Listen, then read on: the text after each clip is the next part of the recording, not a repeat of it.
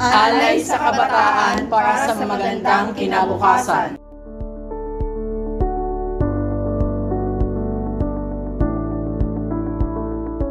Sa pamamagitan ng advokasya na ito, inaasahan namin na kami ay makatulong at makapagbigay ng pag-asa sa mga kabataan na walang kakayahan na makapagtapos ng pag-aaral at makamit ang kanilang mithiin o pangarap sa buhay sa tulong ng Alay Kapwa Community Schooling Program. Maraming kabataan ngayon ang hindi nakapagtapos ng pag-aaral sa kadahilanan ng biglang pagbabago sa sistema ng edukasyon, financial problem, Family problem, peer pressure, drug and alcohol addiction, early pregnancy, and lack of support. Ang mga kadahilanang ito ay nakakaapekto sa maraming kabataan na mapakita at mahasa ang kanilang kakayahan, abilidad, at kapasidad upang maging matagumpay sa buhay na pwede nilang magamit sa hinaharap.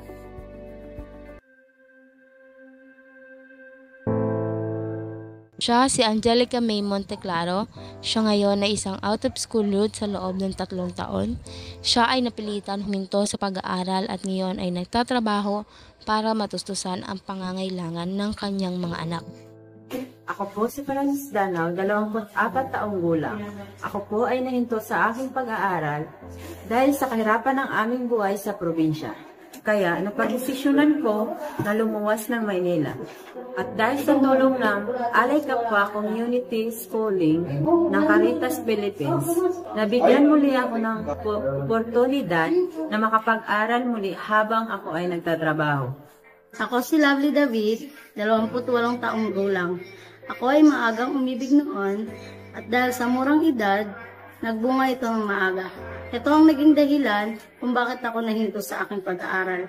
Pero dahil sa tulong ng Alay Kapwa Community Schooling Program ng Caritas Philippines, ako ay nabigyan ng pag-asa na makapagbalik-aral muli, makamit ang aking mga pangarap kahit ako ay isa ng ina.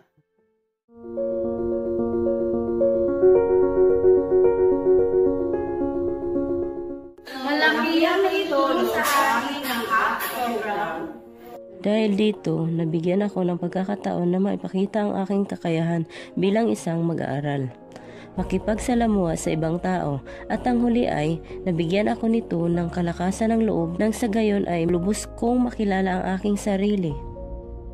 Noon, isa akong may bahay na rumarakit bilang isang online seller para magkaroon ng extra income para pandagdag panggastusin sa aming bahay.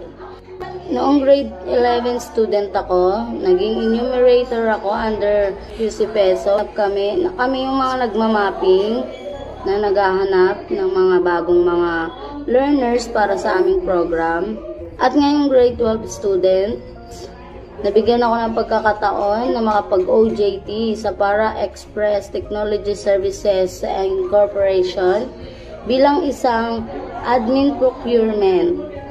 After ng aking OJT ng 10 days, nabigyan nila ako ng pagkakataon na makapag-training sa loob ng 2 buwan bilang isang admin procurement ulit. Malaki ang pasasalamat ko sa AKCS program at sa mga sponsors nito. Dahil sa kanila, natulungan nila ako, hindi lamang sa aking pag-aaral, pati na rin makapaghanap ng trabaho para sa aking magandang kinabukasan. Sa mga kabataan na pinanghihinaan ng loob, huwag kayong mawala ng pag-asa. Lahat tayo dumaraan sa iba't ibang pagsubok ng buhay. isa rin kami sa nadapa noon. Ngunit, nagkaroon ng pag-asa at lumaban sa anumang pagsubok o hamon ng buhay. Sa pamamagitan ng programang ito, Mabibigyan kayo ng oportunidad na magbalik-aral muli at makamit ang iyong mga pangarap. matutulungan din kayo na mapaunlad at mapatatag ang pananampalataya sa Panginoon.